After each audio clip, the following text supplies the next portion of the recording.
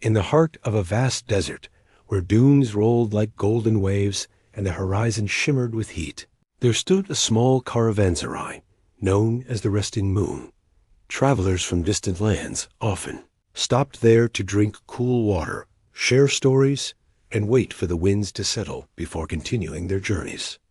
Among these travelers was a young wanderer named Samir, a quiet man with a curious mind and a heart drawn to old tales.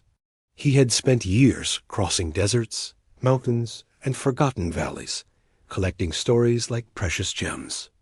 But there was one legend he had never been able to confirm, the tale of a lost city buried beneath the sand, a city said to appear only when the desert chose to reveal it.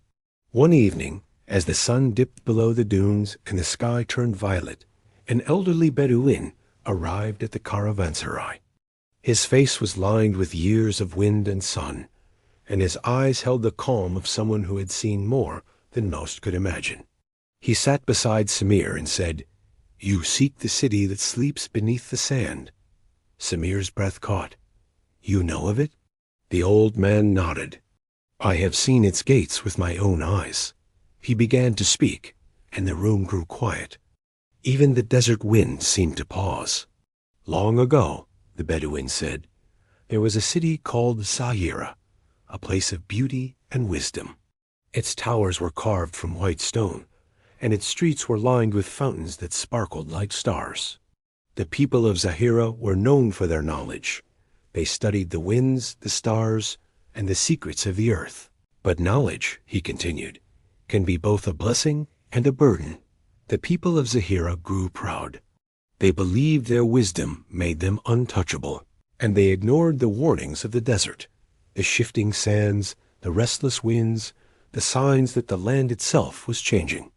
One night, a great storm rose from the horizon, darker than any before. The winds howled like spirits, and the sand moved like a living sea. By dawn, Zahira had vanished, swallowed whole by the desert. But the city was not destroyed, the Bedouin whispered. "It sleeps beneath the dunes, waiting for those the desert deems worthy." Samir listened, captivated. "How can one find it?" The old man smiled faintly. "You do not find Zahira. It finds you."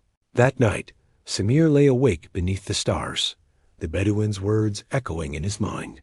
When dawn came, he packed his belongings, filled his waterskin, and set out alone into the desert. For days he walked, guided only by instinct and the shifting patterns of the dunes. The desert was silent, except for the whisper of sand beneath his feet. At night, he slept beneath a sky so full of stars, it felt like a second desert above him. On the seventh day, a strange stillness settled over the land. The wind stopped. The air grew heavy. Samir felt a pull, not physical, but something deeper, like a whisper calling his name. He climbed a tall dune, and when he reached the top, he froze. Below him, where there had been only sand, stood the ruins of a city. Towers half buried, arches rising from the dunes, and a wide gate carved with symbols that glowed faintly in the sunlight.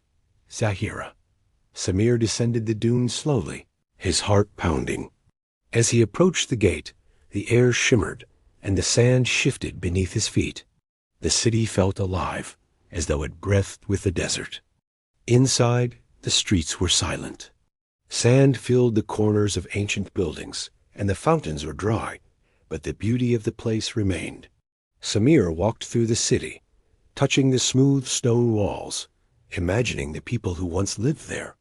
At the center of Zahira stood a tall tower, its top broken, but still reaching toward the sky. Samir entered and climbed the winding staircase. At the top, he found a chamber filled with carvings, maps of stars, diagrams of winds, and symbols he could not understand. In the center of the room stood a pedestal holding a small, glowing orb of crystal. It pulsed softly, like a heartbeat. As Samir reached out to touch it, a voice echoed through the chamber, soft, ancient, and filled with sorrow. "Why do you seek the city of Zahira?" Samir turned, but no one was there. The voice seemed to come from the walls themselves. "I seek knowledge," Samir said quietly. Not for pride, but for understanding, the voice replied. Knowledge is a flame. It can warm or it can burn. What will you do with what you learn? Samir placed his hand over his heart. I will carry it with humility. The chamber grew brighter.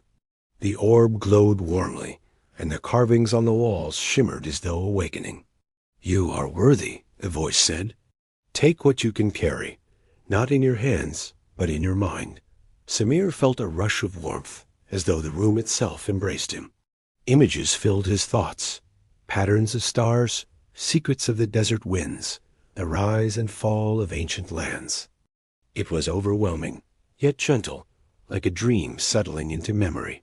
When the light faded, Samir found himself standing outside the city gates. The sun was rising, and the ruins were already beginning to blur, the sand shifting to reclaim them. Within moments, Zahira vanished once more beneath the dunes. Samir stood alone in the desert, but he felt no fear. He carried the city within him now, its wisdom, its warnings, and its quiet beauty. He returned to the caravanserai, where the old Bedouin awaited him with a knowing smile.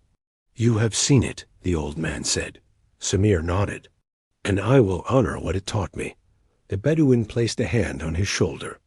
Then Zahira will never be lost. And so, the tale of the city under the sand lived on, not as a treasure to be found, but as a reminder that wisdom must be carried with humility, and that the desert reveals its secrets only to those who walk with respect. If you enjoyed this journey, kindly like and subscribe to help our channel grow.